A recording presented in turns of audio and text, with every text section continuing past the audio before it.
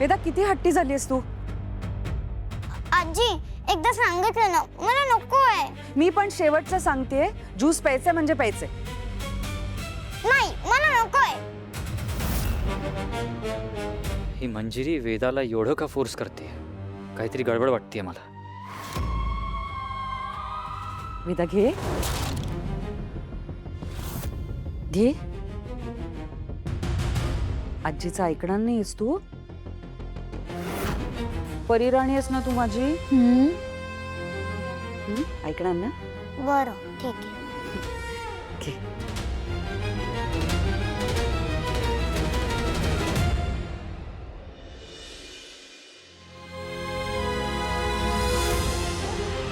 माझी बिच्चारी वेदा आता आयुष्यभरासाठी अधू होणार.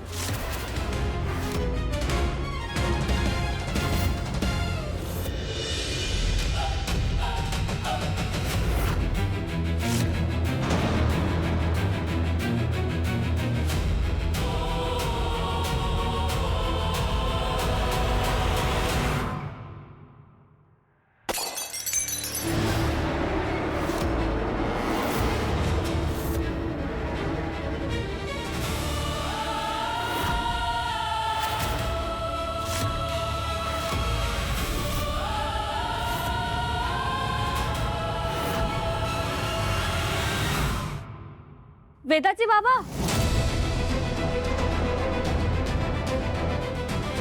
ही मीरा नेमकी आत्ताच कशी काय आली?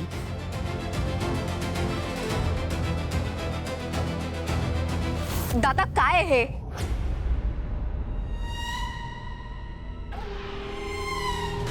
वेदाचे बाबा, काय झालंय?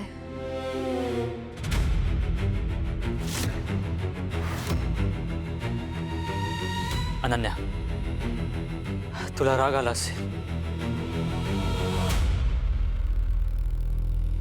पण येऊ दे. मला फरक पडत नाही. दिसतंय ते तुला काही फरक नाही पडत आहे. दादा तू इमोशनलेस झालायस. मी इमोशनलेस?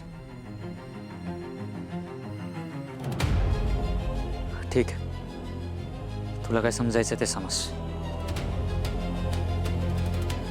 अनन्या, तुला हवंय ना की मी आईशी नीट बोलावं, तर एक करशील रिक्वेस्ट? काय? ह्या पुढे वेदाला खायला प्यायला जे काही द्यायचं असेल ते स्वतःच्या हाताने बनवून स्वतः देत जा.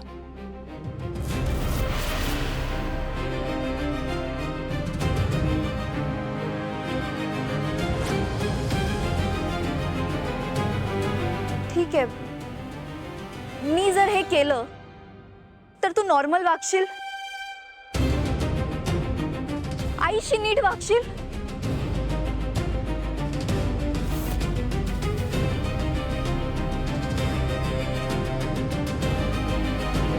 हो.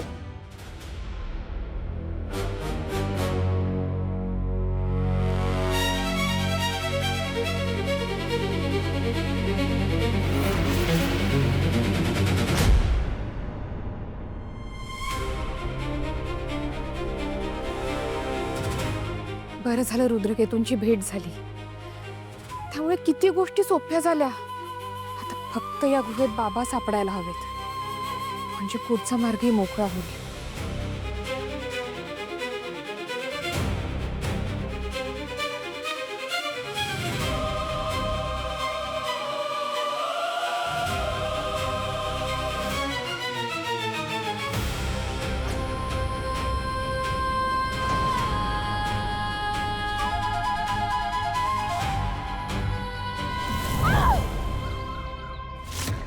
वेदाचे बाबा, नक्की काय झालं होतं खाली?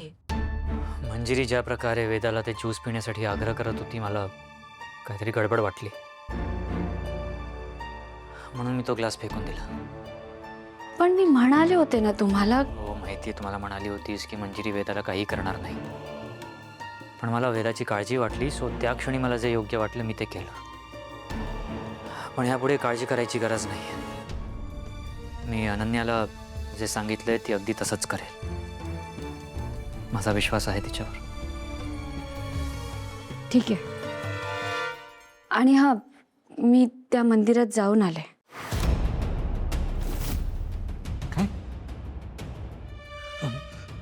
काय काय तेच मंदिर होतं का? हो, ते दक्षिण भैरवीचंच मंदिर आहे. अरे वा, नाईस. सो आता पुढे काय? पुढे काय करायचंय हे कळलंय, पण आपल्याला एका गोष्टीची काळजी घ्यावी लागणार आहे. कुठल्या गोष्टीची? या सगळ्या बाबतीत ना मंजिरीला काहीच कळता कामा नये. ऑफकोर्स मीरा.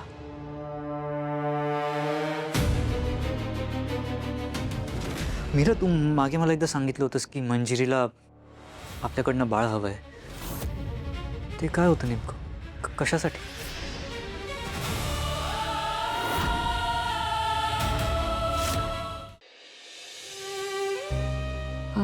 ते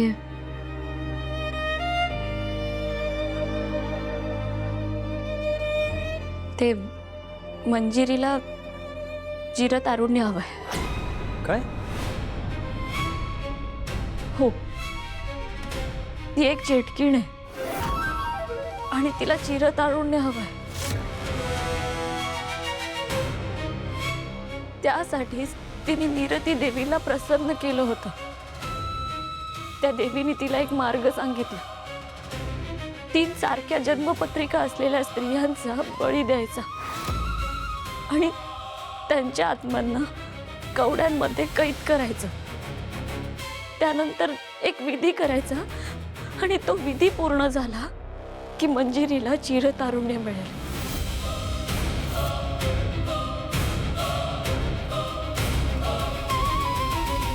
सो बेसिकली तिला काय कोणाचा बळी हवाय मग?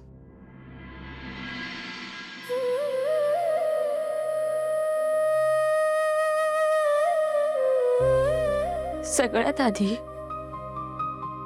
तिने माझ्या आईचा बळी घेतला. तिचा आत्मा एका कवडीत कैद केला.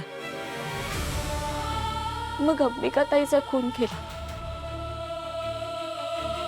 इतकी वर्ष ती वेदाचा जीव घ्यायचा प्रयत्न करते. पत्रिका बघण्यात काहीतरी गल्लत झाली असावी हे तिच्या लक्षात आलं. आता तिला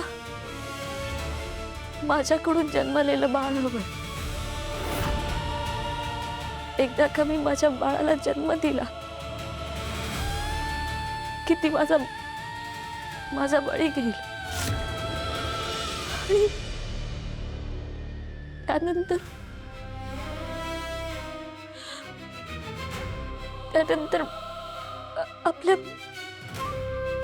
आपल्या बाळाचा बळी घेईल.